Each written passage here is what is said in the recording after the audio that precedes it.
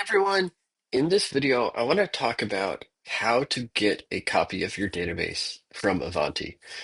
Specifically, this has been motivated by a couple companies' experiences getting not quite the right format. Um, and this has definitely held them back from going live with Cortex. In some cases, even held them back from going live with whatever their new platform was, um, and created kind of a stressful situation. So I want to make sure that you all don't fall into the same situation. I'm going to give you kind of our recommendations on how to go through this process and some pointers on how to um, prepare for it and not get into that situation. Before we get into it, I want to remind everyone that there are two ways to get involved in the Cortex community. One is through Discord, um, and you can find a link to join our Discord server down in the description below. We also host the Cortex users group every Tuesday at 10 a.m. Pacific time, and you can find a link down in the description below to get an invite to that as well. With that, let's talk about getting your database. So, first up, I want to recommend that you get your database, you start this process as early as possible, because it undoubtedly will be the bottleneck in this whole process. Um, Now, the timing of all of this obviously is a concern, right? You want to get all of your data. So if you're still using Cherwell, you don't want to request a backup too early in the process.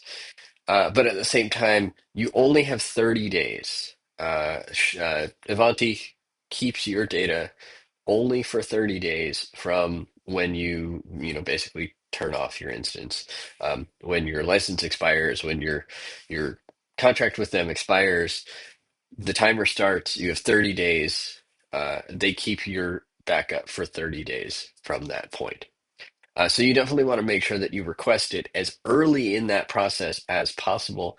And ideally, you should stop using Cherwell before your license actually expires. That's generally good guidance anyway, because what happens if you have to push back a go live on your new system, by a month or even a couple weeks, right? You shouldn't wait until the very last day that your license expires uh, to stop using Cherwell. It should already be in read-only mode with a limited set of users. And at that point, you can start the transition over to Cortex. It's totally understandable that you don't want to be doing basically two implementations at the same time. The implementation of Cortex, of course, is significantly easier than probably any other implementation you've done of any system ever. Um, Certainly than whatever ITSM platform you're going to. So my recommendation would be that you plan to cut over to your new system maybe a month or two before your Cherwell license ends. Obviously, that does mean that you're probably paying for two systems for some period of overlap. But I feel like that's a better situation than having to rush to see if you can get a quick 30-day extension of your Cherwell license because you can't go live on your new system, right? That would not be a fun situation to be in. So, with a month or two to go on your Cherwell license, uh, you switch over to your new system, and at that point, you request a backup because now you've effectively given yourself 3 months of runway, right? The 2 months until your license expires, plus the 30 days that they keep your backup. So there's 3 months, and with that, you should not have a problem. Now, I will say, the first time you get your backup, it's probably not going to be okay. It's probably going to be corrupted. These files are huge, and the possibility that something gets flipped as it's traveling across the internet is just too high. I think most companies have run into their first download was corrupted for one reason or another. But in some cases, their second. was also corrupted. But by the third download, everything's okay. Again, all the more reason to give yourself as much lead time as possible. Now, let's say everything does go perfectly fine. The first download is totally fine.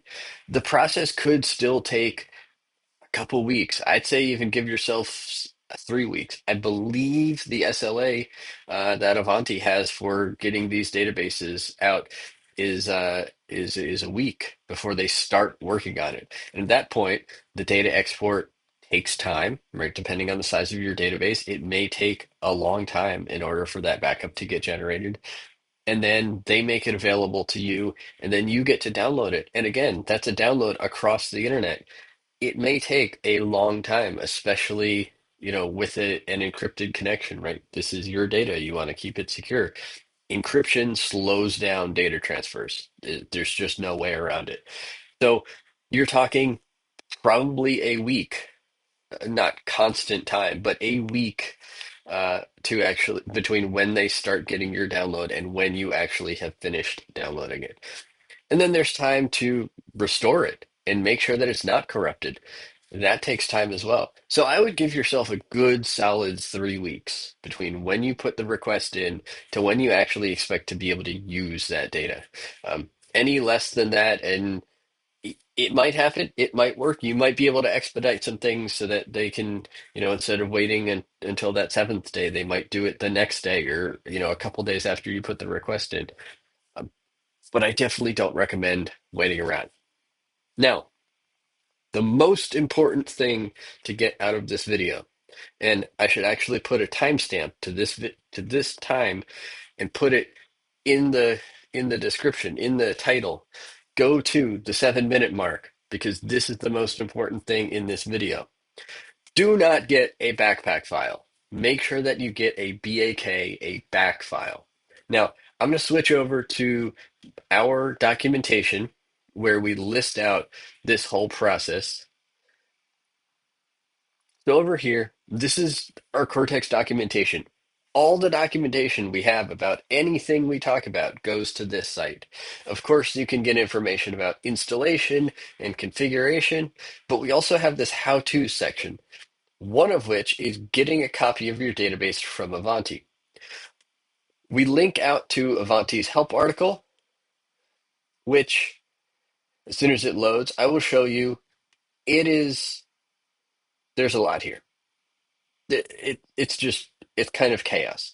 But basically, what it boils down to is send in a support ticket, success.avanti.com, send in a support ticket, um, and provide all of this information.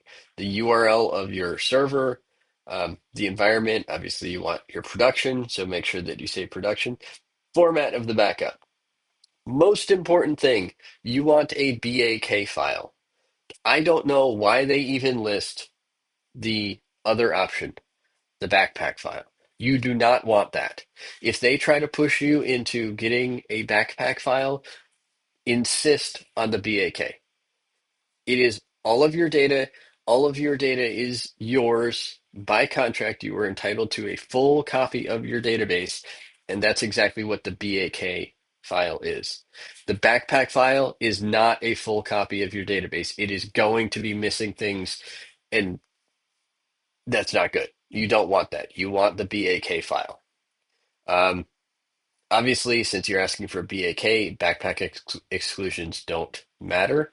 And that's really the key. Like the way the .bak file is generated, it is basically a single button click. It is back up this database, pick a file name, and that's it. No one has any other options. It is a full database backup.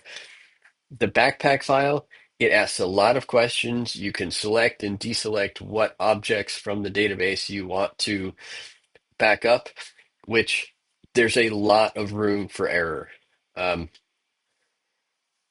at least the way this process needs to go, right? We don't want any clicking of any buttons, any unchecking or checking of boxes.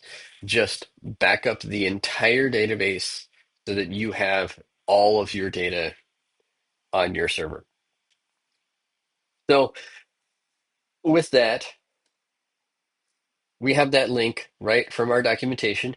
And I also spell out all of the stuff that I just said. BAK file, you want to reach out to them as soon as possible. And then that 30-day window after your license expires, or I guess technically it's after your support contract with them expires, which is probably the same day. Um, and we're here to help. If you run into any issues, let us know. We do have contacts in Avanti support who have specifically told us if any of you are running into issues, we can let them know. Um, and th they are probably the ones who are already working on your backup. But if they are not, they can definitely make sure that you get the right data, that your data gets to you in a timely fashion and everything goes swimmingly. These people have been at Cherwell for a long time, probably longer than most of us can remember, and they are still involved in supporting Cherwell. They are now in Avanti support. Um, I've worked with them personally while I was at Cherwell. Uh, Great people, great guys, um, but also they know what they're doing. They know exactly how to get you your data, and they want to help. They want you to be able to have your data and do what you need to with it. So I can't stress enough, don't wait until the last minute. Make sure that you request your data as soon as you possibly can. Make sure that you give yourself enough lead time so that if there are any hiccups, you're not, running against, up against the clock. Um, and if you need help, reach out. We can definitely Uh, we can't necessarily escalate your ticket directly, but we can certainly reach out to our contacts and they can escalate your ticket as well. So, yeah, please, please, please, please do not wait to get your data. If you made it this far in the video, thank you very much. Remember, Cortex Users Group every Tuesday at 10 a.m. Pacific. There's also a Discord community, a Discord server. Both are linked in the video description.